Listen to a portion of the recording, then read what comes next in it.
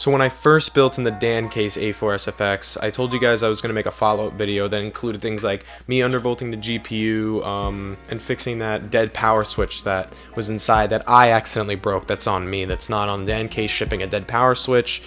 It's just on me. I'm an idiot. Somebody just texted me on Snap. Streaks. So basically, this is that video.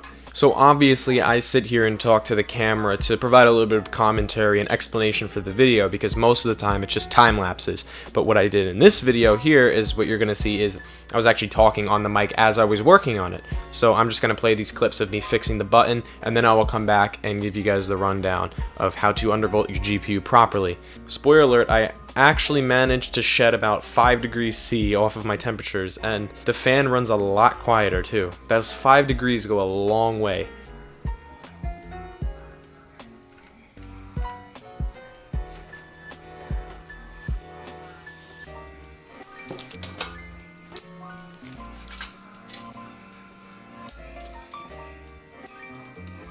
Okay, so this is what I was after right here.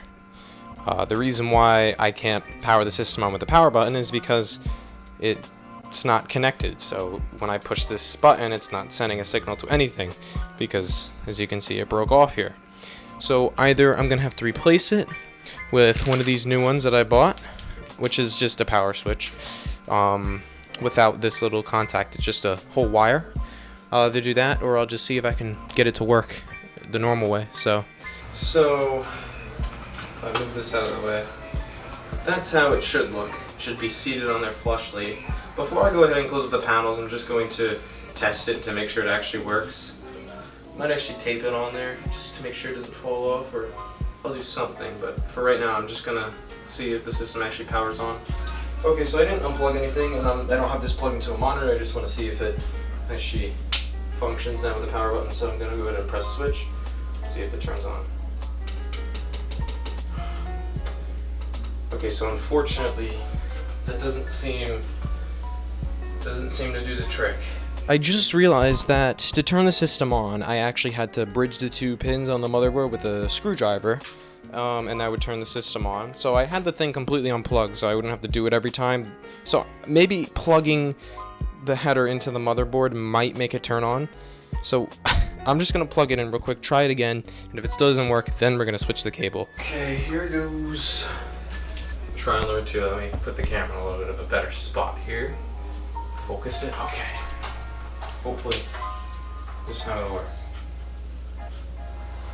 Okay, so it powers on, so we don't have to switch the power switch. I was just an idiot. Just to make sure it doesn't pop back off again when I'm reinstalling the system, I have one of these rubber bands from when I used to wear braces. You can't really see it, but it's a tiny little rubber band, and I'm just gonna find a way to snag it over the end here. Okay, so I don't know if you guys can see it, but there is a little yellow rubber band on there, so that should help it. One, to keep it pressed on the contact, and to probably help limit, because I'm probably gonna end up knocking it off again. This thing's really hard to get in here. All right.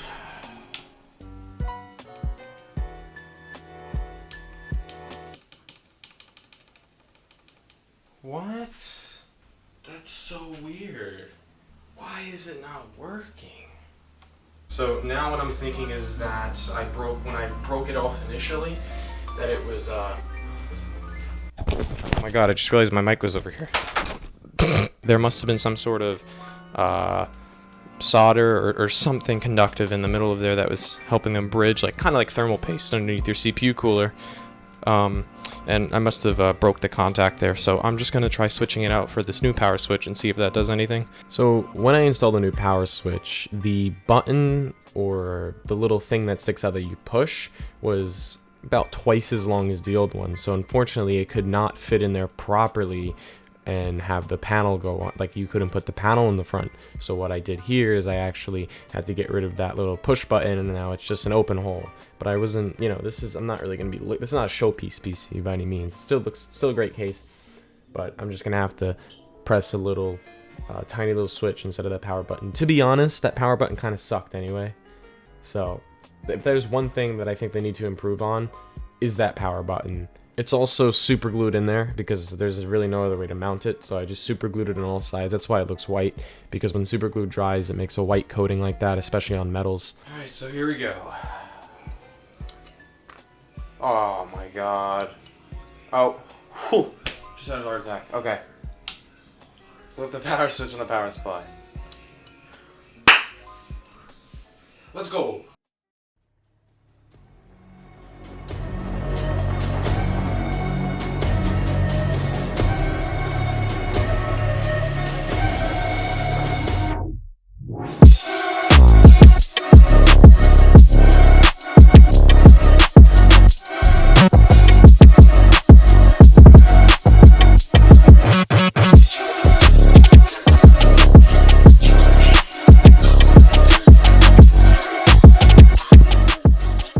So now that I can actually turn on the system without taking all of the panels off, I'm going to explain to you guys the undervolting process. In my opinion, undervolting should be done no matter what size case you are using, no matter what GPU you are using, because regardless of your case size or the amount of heat your GPU kicks out, you're almost always guaranteed to reduce your thermals by at least a couple degrees Celsius, and plus it makes the fans run at a lot quieter speed, or a lot lower RPM, which results in a lot quieter fan. The first thing you're going to want to do is download MSI Afterburner. Now you don't want the, I believe it's the beta version or whatever it's called. You just want the normal one that says MSI Afterburner. It's going to bring up a menu. I'm not going to show you how to do it, but it's pretty self-explanatory. It's just a setup wizard.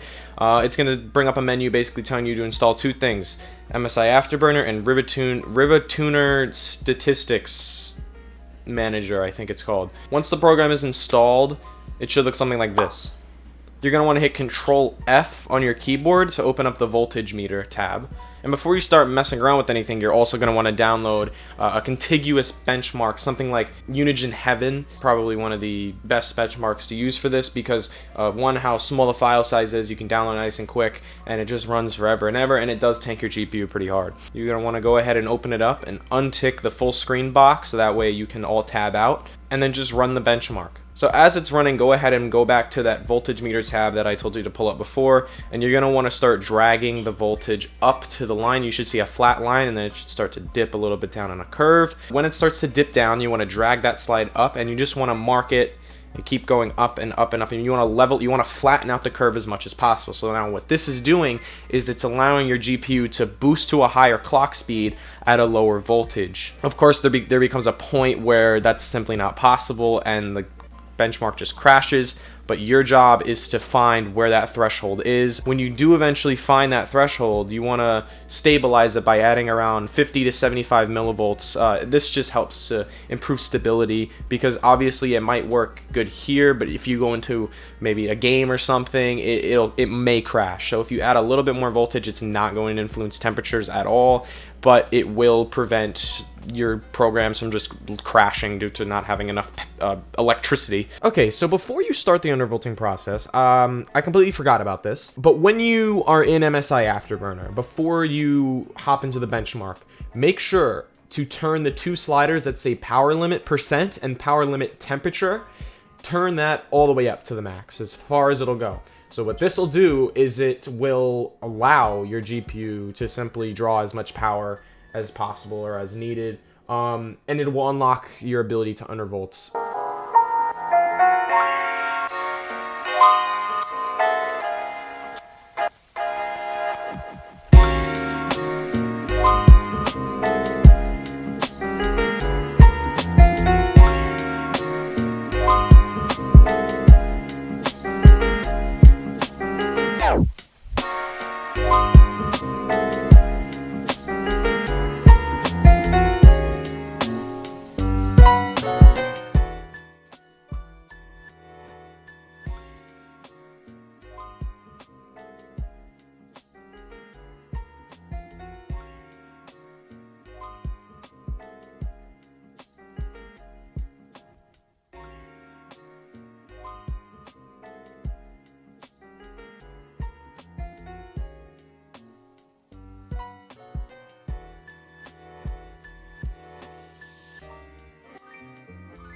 So just to give you some sort of retrospect here, the before benchmark, just from the stock voltage factory settings. I also applied a little bit of my custom fan curve, but to be honest, that fan curve is actually slightly less aggressive than the factory fan curve, so the fan isn't actually spinning as fast. So that just goes to show how powerful of a tool undervolting is. The fact that the fact that the fan isn't spinning as fast. So the card, once again, I'm using is the 1660 Super Mini from Gigabyte. It's a single fan cooler. I believe it's a 92 millimeter fan on there. So it's a single fan. It's a 2-slot card. Relatively small heatsink. And stock everything out of the box, it was hitting 75C under max load. After 15 minutes in Unison Heaven, that's the max that it was at. And I don't have like a decibel meter or anything, but the fan was definitely whirring quite a bit, and there was a lot of coil whine. As you can see, once I applied my custom voltage and fan curve settings, I actually dropped the temperature by about 5 degrees C. It was now topping out at 71 degrees C, and the fan was not whisper quiet. Obviously, that's not really possible unless you go water cooling, but it was definitely less audible, and it wasn't as high pitched of a screech. And the last thing that you want to do is make sure that you save this as a profile, because if you just do all this work and then close out of the program, it's going to delete all of it. So go down to the bottom right of MSI Afterburner, and you should see a little button that says Save Profile. You're going to click that, and then there's 6 numbers here. These are just your profiles. So click one of them, and then it'll save that number as the profile here. You're going to want to make sure that one's loaded up, and then click the Windows icon on the left. Make sure there's a little red box outlining it, and that just means that every time you turn on the computer, that MSI Afterburner and your overclock or custom settings will be, or technically it's an underclock, but they'll be running in the background, so you don't have to go in there and manually toggle it on every time. Alright everyone, well I think that's it for today. Thank you so much for watching. If you enjoyed, make sure to hit that like button. Also make sure to turn on post notifications, because I will be reviewing EK's new AIO 120 that I'm replacing in Ranger over there. You're not going to want to miss that video, because it looks freaking sick.